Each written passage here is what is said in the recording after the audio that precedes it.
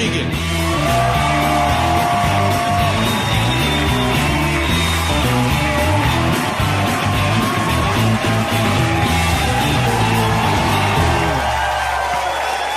Thank you very much. Thanks. That's very nice. Wow.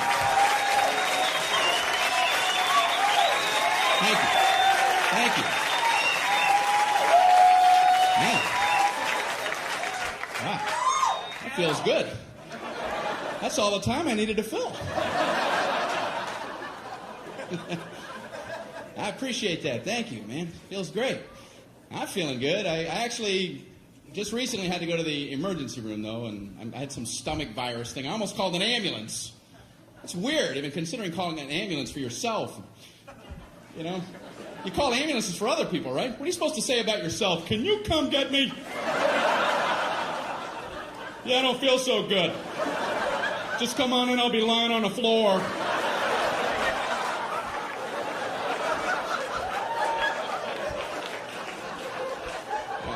Just looking at the phone going, I don't know how to do this. I don't know what to do. It was at night, so I drove myself to the emergency room. That's a nice relaxing drive. No, after you. Merge, everybody merge. I'm only imploding.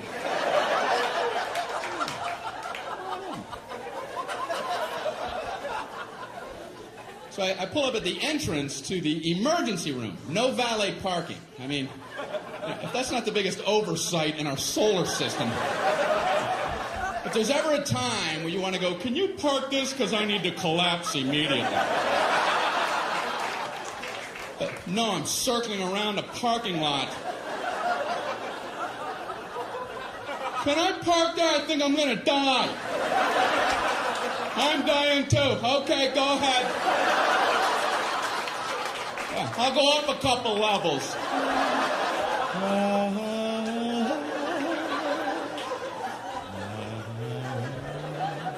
Unbelievable. I don't care if you're driving yourself or someone else to the emergency room. You still want to get out and run in with them.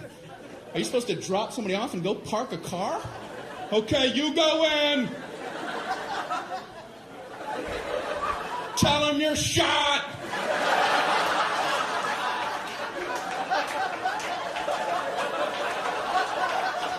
Ask them if they validate. Unbelievable. So I finally park, you know. I go in to check in. They ask the most insulting question when you check into a hospital. What seems to be the problem? What seems? Well, it seems.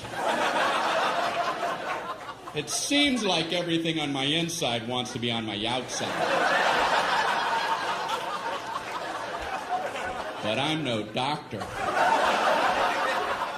What kind of condescending question? So they check me into my luxurious half room. There's a curtain down the middle with a mystery patient on the other side. And he's moaning over there. Thinking, man, they're never going to help me with him moaning like that. So I got to out-moan him, you know.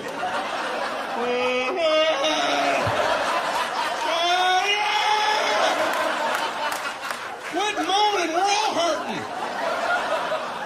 The whole floor is like a haunted choir. It's got to be hell to work in this environment. So I'm killing time writhing. Nurse finally comes in. How are you doing tonight? I'm on a gurney. Do you have a painkiller or something? This is killing me. So she goes, how would you describe your pain? It's killing me. I don't know if you remember that part. Ouch. What are we playing, that pyramid game? Excruciating. horrific. Would rather have shards of glass in my eyes. How do I convey this to you? So she asks, how would you rate your pain? 4 stars. 2 enthusiastic thumbs up. She goes, how would you rate it on a scale of 1 to 10, with 10 being the worst? Well, you know, saying a low number isn't going to help you. Oh, I'm a 2. Maybe the high 1s. And you could get me a baby aspirin and cut it in half. And maybe a Flintstone vitamin and I'll be out of your hair. You can go 10 to all the 3s and 4s and such. If anyone's saying such ridiculous numbers. I couldn't bring myself to say 10, though, because I had heard the worst pain a human can endure is getting the femur bone cracked in half. And I don't know if that's true, but I thought if it is, they have exclusive rights to 10. And now I'm thinking, what was I worried about? Is there like a femur ward at the hospital? They would have heard about me and hobble into my room. Who the hell had the audacity to say he was at a level 10? You know nothing about 10. Give me a sledgehammer. Let me show you what 10 is all about, Mr. Tommy A. No! No! No! How can I possibly say 10? I can't. So I thought I'll say 9. And then I thought, no, childbirth. I better not try to compete with that. And then I'm thinking, you know, it must be hell giving childbirth when your femur bone's cracked.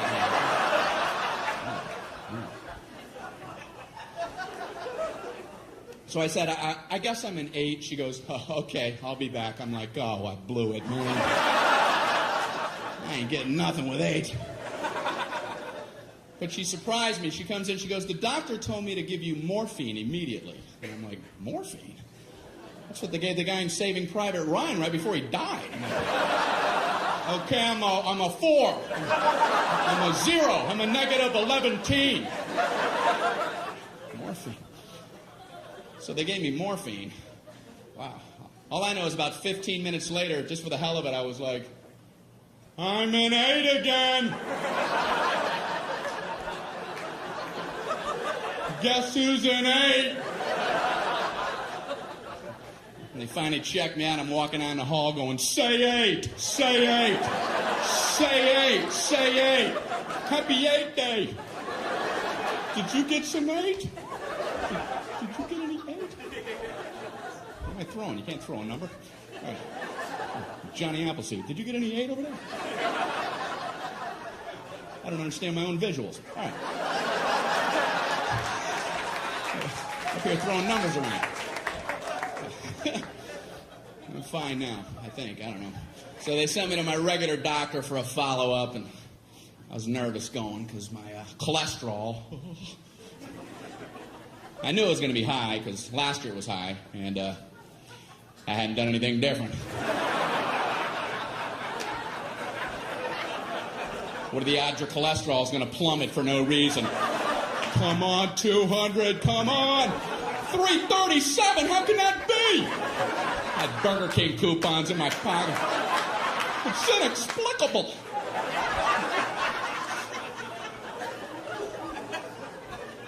So I was nervous. And I realized that's the only time as an adult that I feel like a little kid. Is when I go to the doctor. You didn't do what I told you, did you? No, I didn't. What should you have done? I should have listened when you were talking to me.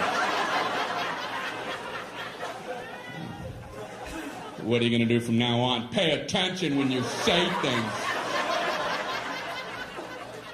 When are you going to start? I'm going to start right now.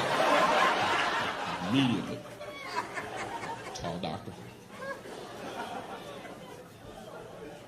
He's a good doctor, I think, you know. I told him I get heartburn sometimes, so he goes and gets me a list of things that cause heartburn. I'm looking at the list and I'm like, I already know this. I know how to get it. That's like going into the hospital with a cannonball wound and they show you a list. Here's how you get cannonball wounds. I have a cannonball wound. It's gaping. Do you have a tube of cannonball wound ointment?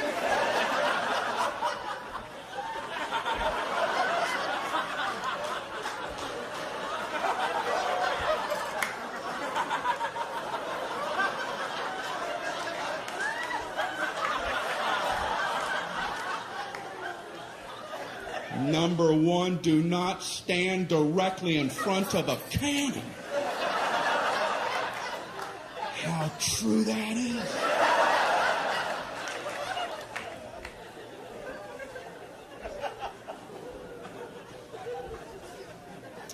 So, my doctor looks at me and says, you should probably drop a couple pounds there, Brian.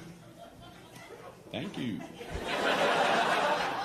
Only your doctor has carte blanche on insults. He just insults you for a while, and then you pay him for the insults on the way out. Boy, you should lose some weight, and those moles are looking pretty weird. All right, how much for that, Doc? When can we get together again? Big fat mole man walking out of your office. Thanks for the confidence boost. I'm off to the Macy's Day Parade. Grab a rope! What does he care? You're big and you're ugly. Next. He does care. Doctors are good people. That's why they avoid the word pain. It's a buzzword. They won't hit it a lot. They don't want to scare anybody. Doctors will tell you all about pressure. They'll tell you all about the pressure you're going to experience. If a doctor tells you you're about to feel some pressure, buckle up. In a moment, you're going to feel a little bit of pressure. Pressure hurt like hell! Pressure. All pain involves pressure. That's one of the definitions of pain. You could be swinging a 2x4 at your head. In a moment, you're going to feel a little bit of pressure.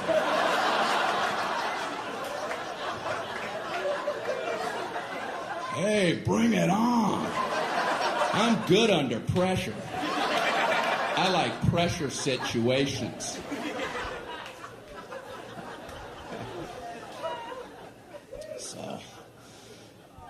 So my doctor, he told me to watch what I'm eating, told me to read food labels. I'm in the store reading the Fig Newtons label. I've always liked Fig Newtons. I'm trying to see if it's okay to eat them, and everything looked fine, the fat content, everything. I looked at the serving size, 2 cookies. Who the hell eats 2 cookies? I ate Fig Newtons by the sleeve. 2 sleeves is a serving size. I open them both and eat them like a tree chipper. Fig Newton shavings coming off the side.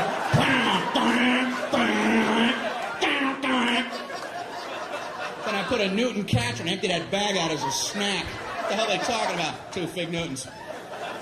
They're the size of a postage stamp. You want another one? Oh, I don't know. I've already had 2 whole entire Fig Newtons. Maybe I could try to muscle one more down, but I don't think I'm going to... Right, I'm stuffed to the rafters. They're nuts. We got an ER here. We got a 3 Fig Newton eater. How many did he have? What is he, nuts? Doesn't he read?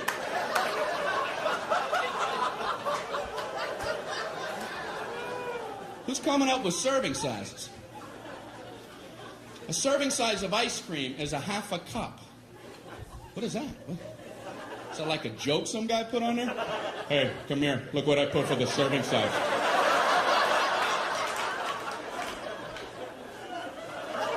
Did you see? I just did it as a joke, but they're going out like that.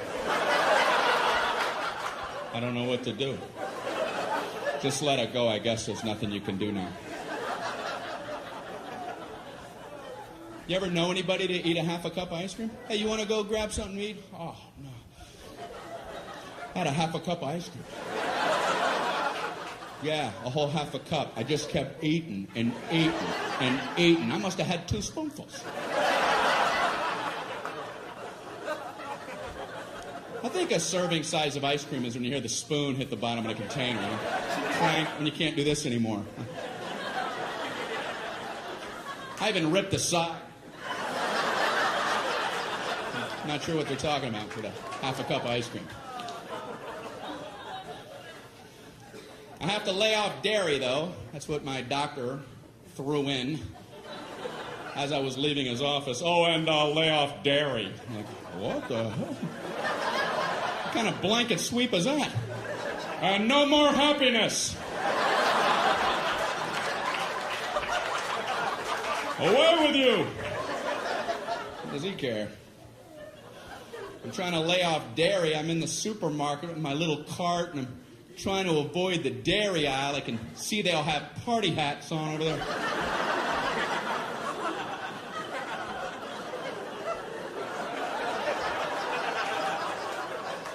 I'm in the juice aisle, slooped over with juice people.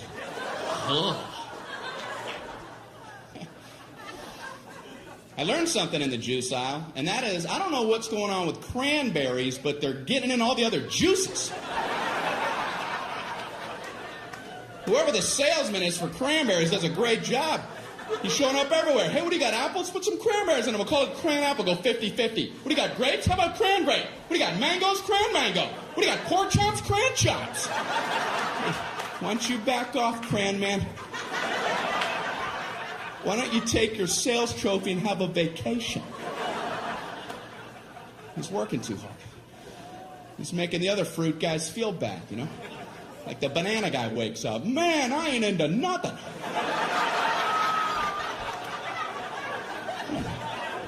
Cram man's all coupled up. You gotta get cracking, banana man. You gotta get on a stick. My doctor also told me to, eat more fruit. So I had some Pop-Tarts this morning. Nice thin layer in there. You ever look at a Pop-Tarts box? They have directions on there. Can there be a simpler food item than Pop-Tarts? Like if the directions weren't on there, would somebody, what the? How do I get that goodness in me?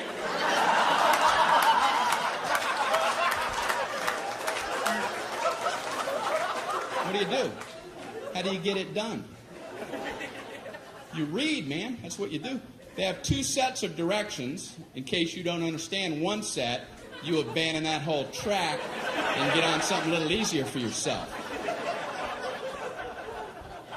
They have a set of toaster directions, which, believe it or not, is more than 1 step. How could there possibly be more than 1 step?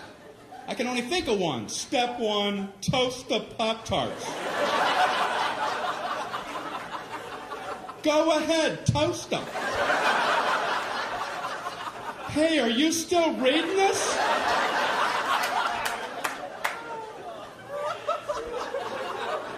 But they've managed to break them into smaller increments. These are some of the actual steps. I would love to be in the room watching somebody who has to consult these toaster steps. Okay, number 1, remove pastry from pouch.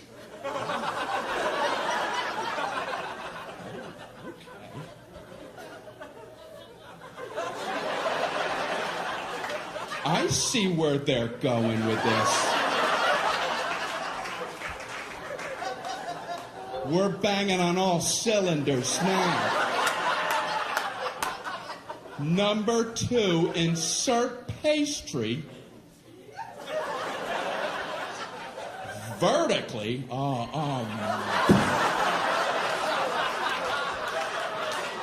They're reading toaster direction. You're going to throw the vertical concept at them?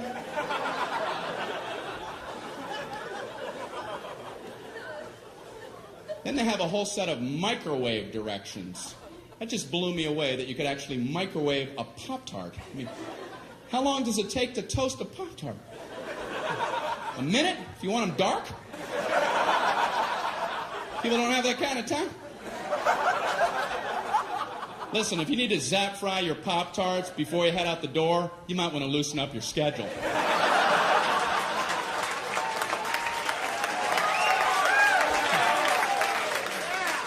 And I swear it says microwave on high for 3 seconds. I don't think I want to wake up and be eaten in 3 seconds. The alarm goes off. Put him in ding. I gotta get out of here.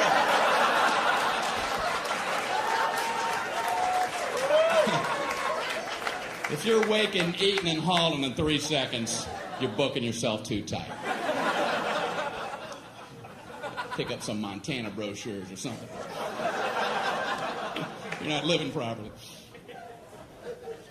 We just moved. I called UPS to ask them to help out with some boxes. And, they're a good service, but you have to have information ready about your boxes before you even call them. I had no idea. I called them up. Yeah, I have 10 boxes. If you come pick them up. We need to know the weight and the girth. Okay, goodbye.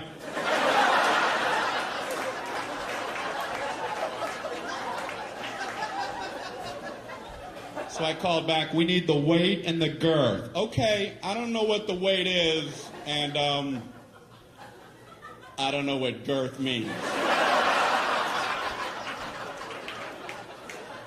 So now what's the procedure?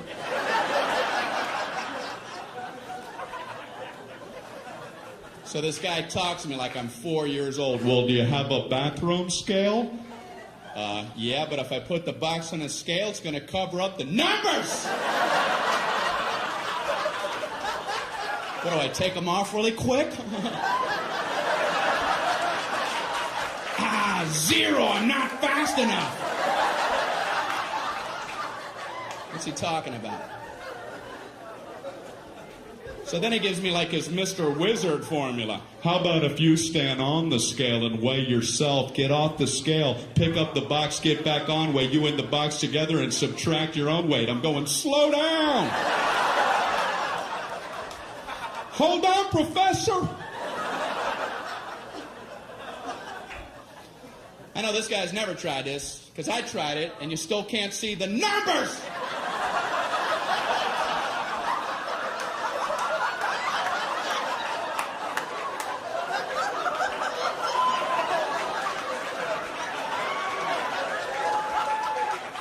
What am I, Mr. Olympia?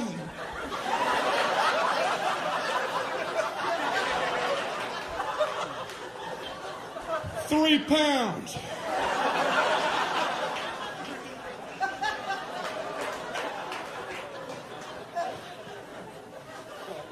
Then I had to hang up in the middle of his girth formula. He kept assuring me it was easy. You know, the girth is very simple to figure out. You take the length and you double that by the smaller of the height after you triangulate the hypotenuse from the third side. Okay, I gotta go. I'm getting another call. Yeah, I'm too stupid to talk to you. I just want to not be on with you any longer. So this is true. I figured I would call back and just make up some numbers, Let them come out and pick them up. If it's wrong, I'll pay the difference. Just dispatch the truck. Please. So I called back. Yeah, I have 10 boxes and... No, I'm another guy. Yeah, and they all weigh exactly 22 pounds, and they'll have a girth of 3. 3 what? 3 girth units.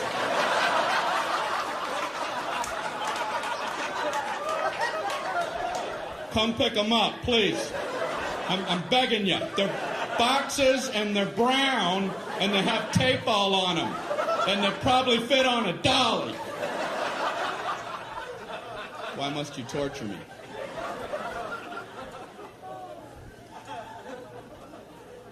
We needed a refrigerator for our new place, and I've never bought a refrigerator in my whole life. I went into the appliance store. There's like 900 of them lined up. There's a salesman there.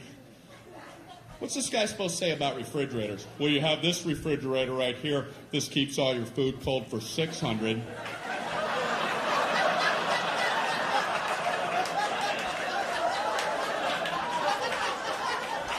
You've got this refrigerator. This keeps all your food cold for $800.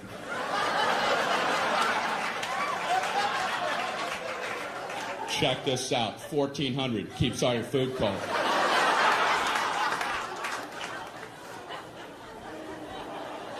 So this guy's working me on this one. I've never seen a guy work so hard. This one is a very nice refrigerator. It has a meats drawer. And what you do with that, you would put meats, whatever varieties that you would choose. These would be your meats. So there's no requirement on the types of meats. You could pick bacon,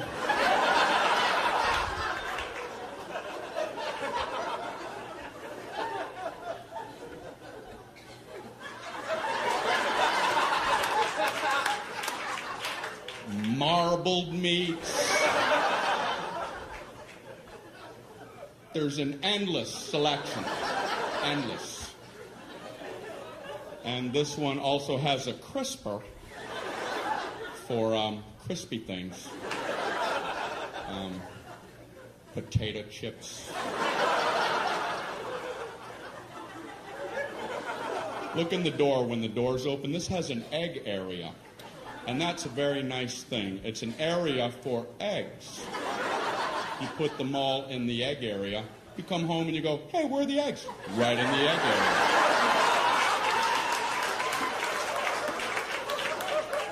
And they're all written in cursive, and that's a real nice feature.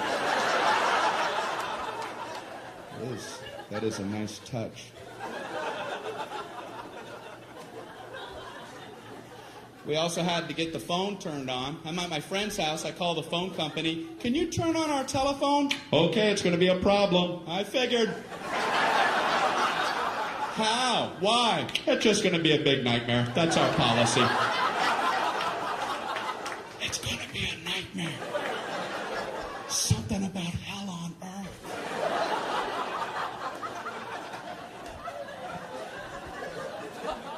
It's different than I thought. I didn't know how it worked, so I asked him, how does that work? Do we have to wait in our home for a few days for the phone people to come out? No, we do it differently now. We can just flip the switch from right here. Oh, great. Can you go ahead and flip it? We're going to flip it next Thursday.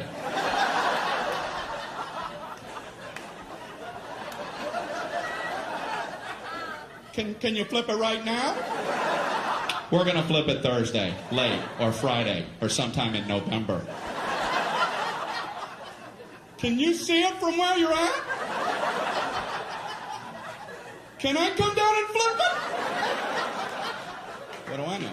I guess there's only one flip switch and he has a lot to get to.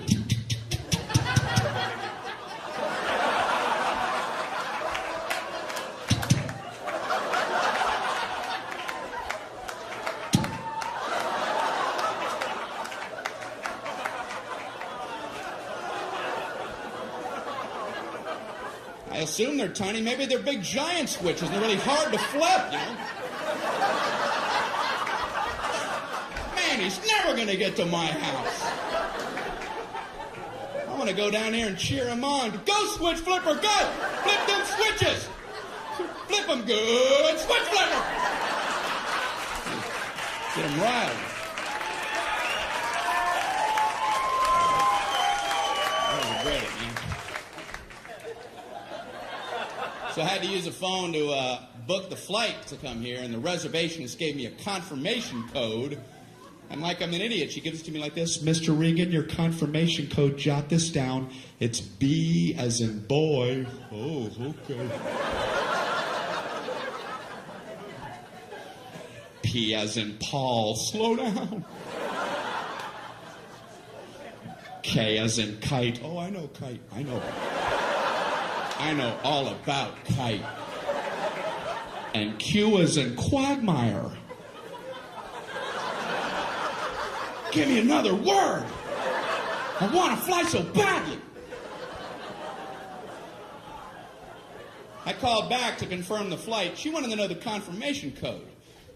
I don't know about you, but I feel like an idiot trying to quickly come up with words for letters, and I'm panicking on the phone. The confirmation code, it's B as in, oh man, baked beans.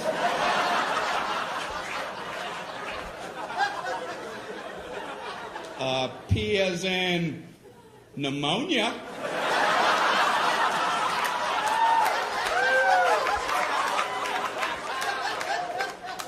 K as in Gaddafi. And Q as in Gaddafi.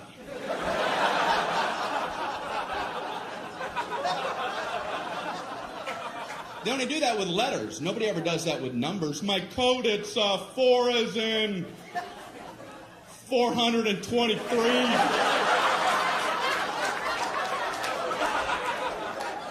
2 as in 2,941. No, 47. Pretty short code. Sometimes you'll get a confirmation code that includes zeros and O's. You write them the same way, they're completely different keys. They'll give you the number 1 and the letter I. You write those the same. They're different keys. A small L looks the same. They don't care. You'll never be able to communicate this back clearly.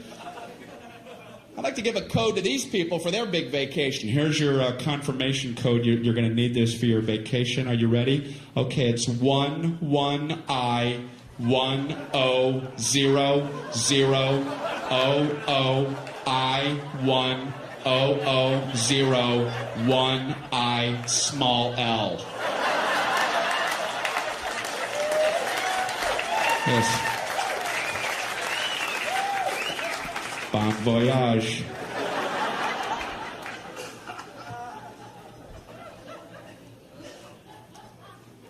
You know, I flew here. How come the first class people they can just get on whenever they want? I've always hated that. First class people, board at your leisure. Take your time, first class people. Coach people, no wait, sit, scuzz. Wait, little piggies.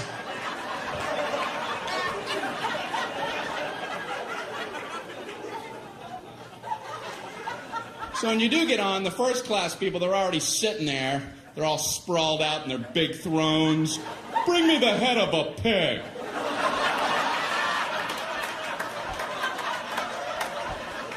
And a goblet of something cool and refreshing. Anyone have a fiddle? Make someone from Coach fiddle for me. Amuse me. They have fiddles in the overhead racks up there.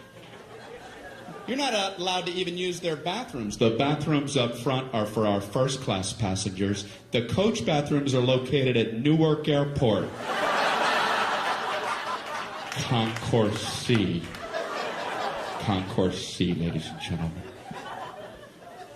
So when you do board, the first class people, they're sitting there. A lot of them are working as you're boarding. They have computers out and calculators. They're looking up at you like, hey, we're making money right now. Right now we're making money. Go, get in the back. Close that curtain. I don't want to see it. Even in my peripheral. Snap it shut. What's the matter with us? They got to cover us up with a tarp. And you go in the back, everybody has coloring books on. Hey, come here, where was you? Where was you at? You're in the middle, and there's 9 of us, and you're in the middle, and we have all the armrests, so you gotta sit like this. You gotta figure out a way to eat your snack while your elbows are touching. You gotta learn how to twist your little plastic utensil.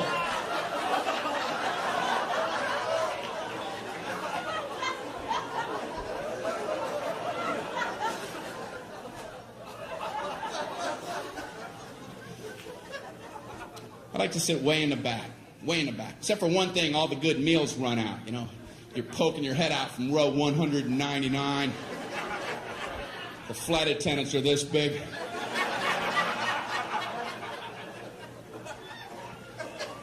You can hear the good meals getting snagged. We have a turkey sandwich, a chicken quesadilla, and a cold fish head. I'm just...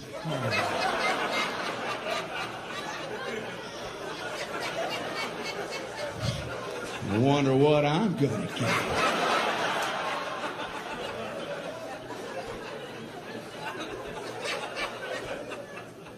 So when they get to the back of the plane, they have to do that flight attendant psychology game and pretend like the good stuff never even existed. It never even was. Would you like a nice cold fish head? They're frozen solid, frozen head of fish. The eyeballs in there and the skeleton's coming out. It comes with a turnip and a spork. I was wishing you'd have one of them left, wishing upon a star.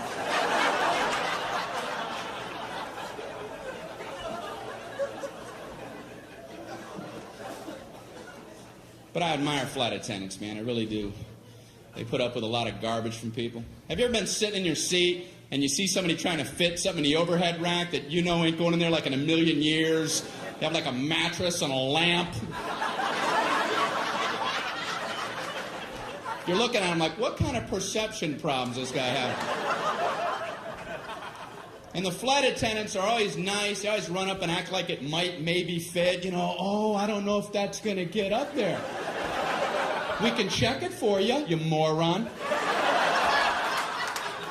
I know that's what they want to say.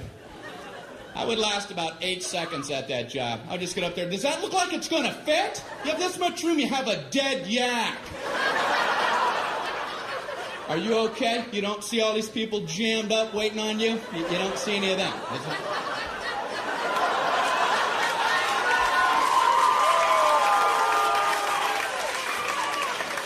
Oh, this is your world. It's all about you. You let us know when you're all set, Captain You Planet.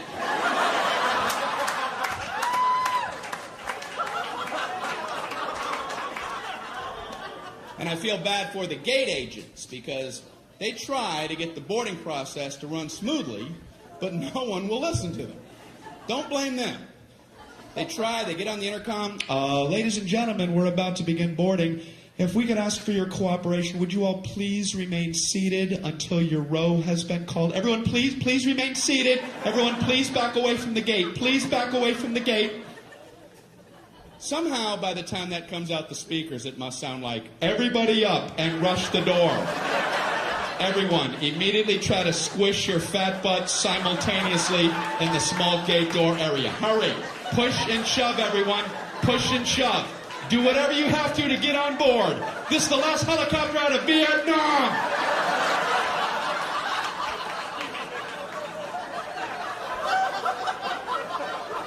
I'm embarrassed to be human. I want to get on! You're gonna get on. I want to get on before everybody else!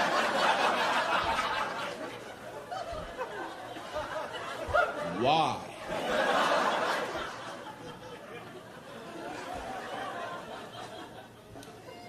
Human beings, man. I'm sure you've been at airports with the moving sidewalks.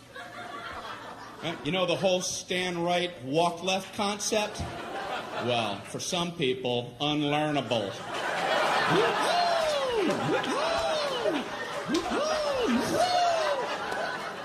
You ain't getting it in, no matter how much stimuli you offer. I've been on them where I don't understand how people don't see that that's the system. There's a big yellow dotted line going down the middle, and it's stenciled every 3 feet on the sidewalk. Stand, stand, stand, stand, walk, walk, walk, walk. On the handrail, stand, stand, walk, walk. Up here, stand, walk. Pictures of people standing, walking, and I've seen footprints together and apart. And you still have people riding that left handrail. It's fun to fly.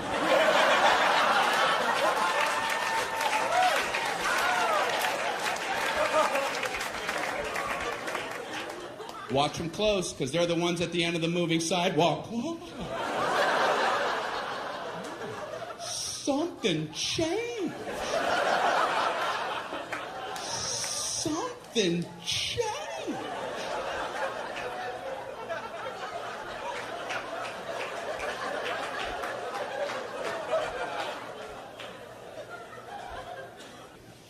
trying to get into inventing, and that's hard.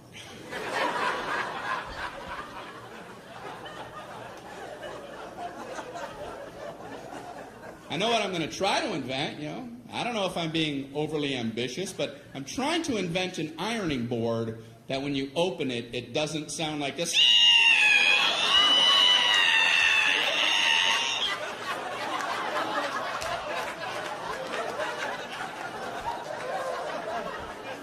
Every ironing board I've ever opened sounds like a witch being boiled in oil.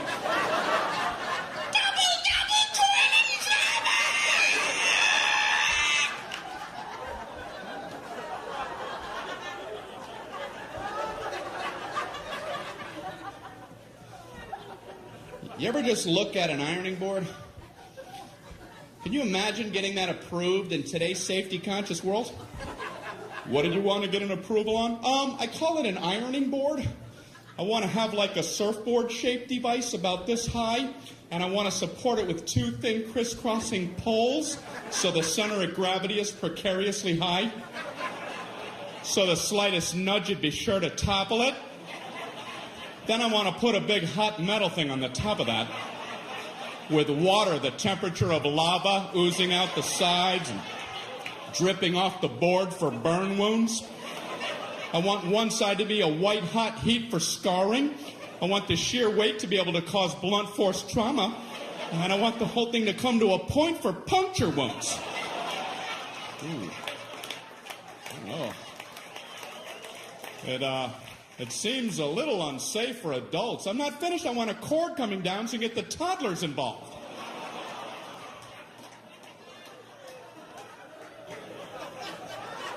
Why are we allowed to have these?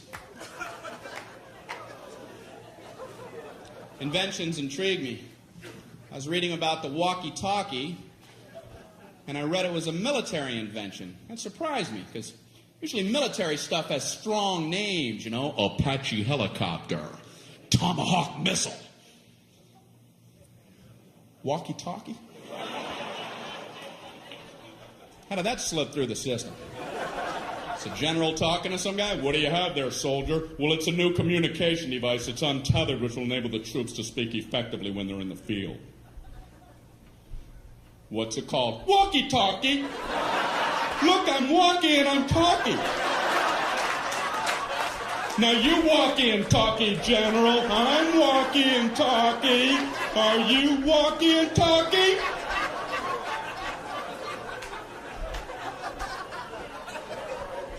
I like it, soldier. What's this explosive device? The whammy kablammy. And this is the Rudy Tooty aim and shooty. Walkie-talkie. I'm wearing new contacts. I just had my prescription changed after 6 years. You ever wait that long?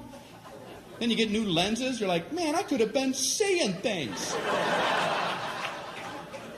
How can instantly improved vision not be at the top of your to-do list? I'll see tomorrow. I don't have time. I don't have time to see clearly. No, I don't. No, I can't do that. You see what's on my desk? So I go in for the eye exam. I don't know about you, but I concentrate like crazy during the eye exam. You don't want to get a D on that thing. End up with these big, thick Coke bottle lenses. I didn't take it serious.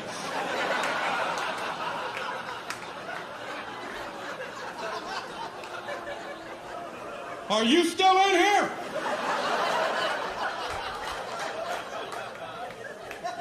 I'm just seeing shadows and shapes.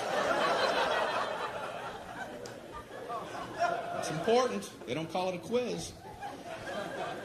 So I go in there, I sit in that big chair. He slides that big giant thing on my face. Are these my glasses? What happened to me? That'd be a hell of a pair of glasses. Do I like it better like this or like this? I like this one, but I want to see that one again. That one's pretty good, but let's go back to that one. Click, click, click, click, click, click, click. I hate that test because I can't commit. I can feel my eye doctor losing his patience with me. Let's try it again, Brian. Which one do you like better, number 1 or number 2?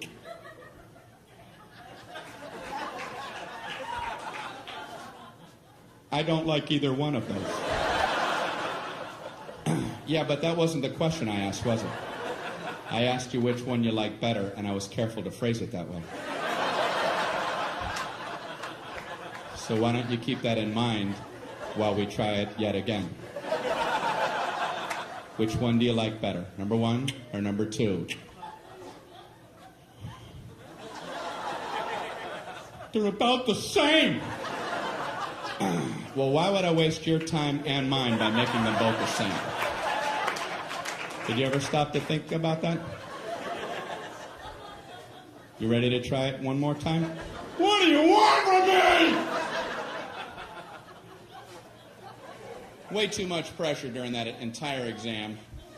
They do one test every time. I don't know what they're looking for. All I know is I get an anxiety attack in the middle of the damn thing. Tell me the exact moment point A is directly over point B.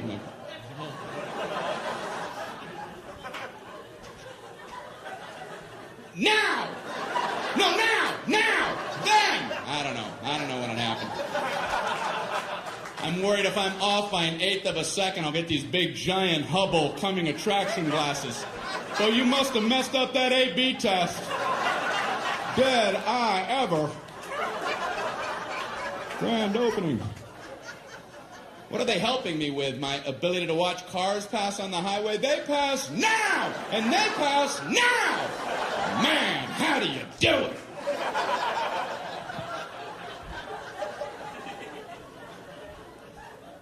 It's weird in the eye exam room. It's just him and me.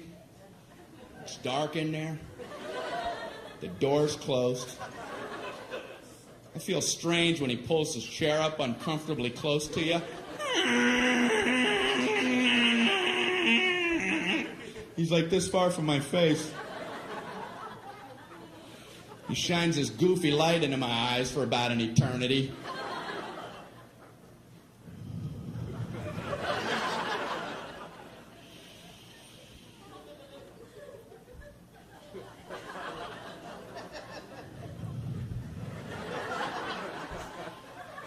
How you doing there? I'm a little uncomfortable. Can you back up a tad? Are you looking at my soul?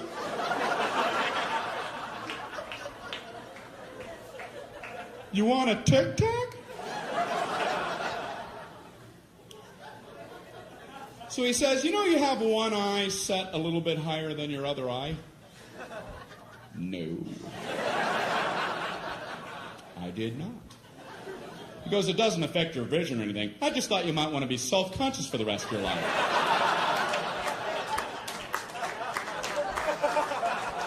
I went out to my car mirror. Am I some kind of monster? Is that a hump? I am not an animal. I am a man. What's the matter with him? Then he asked me, would you like to try trifocals? And I'm like, I must have been away a while because I have no idea what you're talking about. He says it's exactly what you would think. You can see at 3 different distances depending on where you look through your lens. You can see close, medium, or far away. And I'm like, I can't even imagine getting used to that. There's a book, there's a plane, there's Alpha Centauri!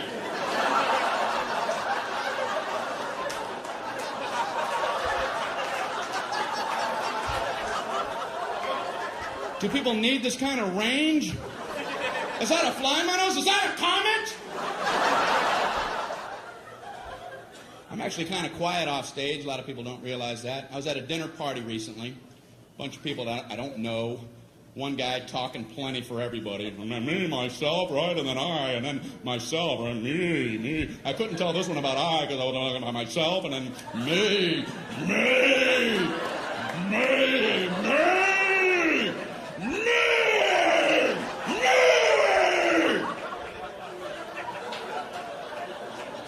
Beware the me monster. So I tried to jump in with a little story. I don't want to just sit there the whole night. Right when I'm done with my story, this guy goes, that ain't nothing. Oh, well, didn't mean to waste everybody's time. Telling my nothing story. Here, let Marco Polo speak. He's back with tales of adventure. My story ain't nothing. Maybe it wasn't, because I made the mistake of trying to tell a story about having only 2 wisdom teeth pulled, and I learned a lesson. Don't ever try to tell a 2 wisdom tooth story, because you ain't going nowhere. The 4 wisdom teeth people are going to parachute in and cut you off at the pass. Halt! Halt with your 2 wisdom tooth tail. You will never complete one, trust me. I'm trying to tell my story. You know, I had some wisdom teeth pulled. I had 4 pulled. Oh, okay.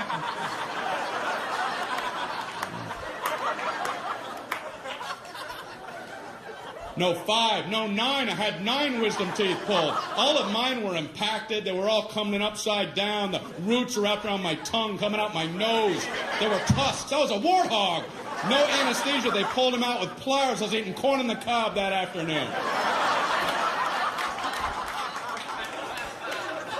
Pin the blue ribbon upon his chest. That knocks the socks off of my wisdom tooth tail. Why do people need to top other people? I've never understood it, and I see it all the time. Obviously, people get something out of it. At best, people wait for your lips to stop. Yeah, as soon as... Okay, you, me! You, me! You see the difference? You see that? Now I do.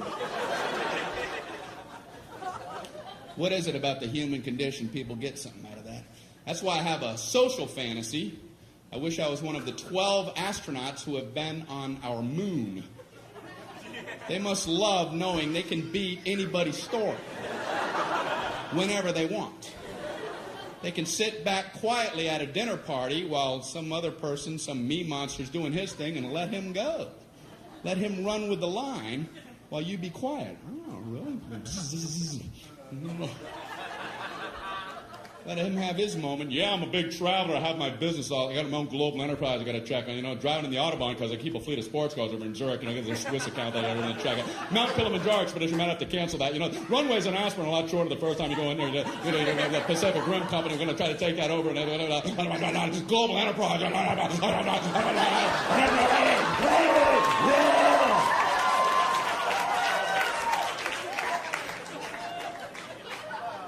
I walked on the moon.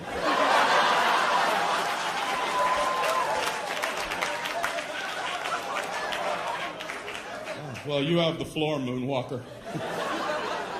You know, you mentioned driving on the Autobahn. That reminded me. Once I was driving in the Sea of Tranquility. In my lunar rover.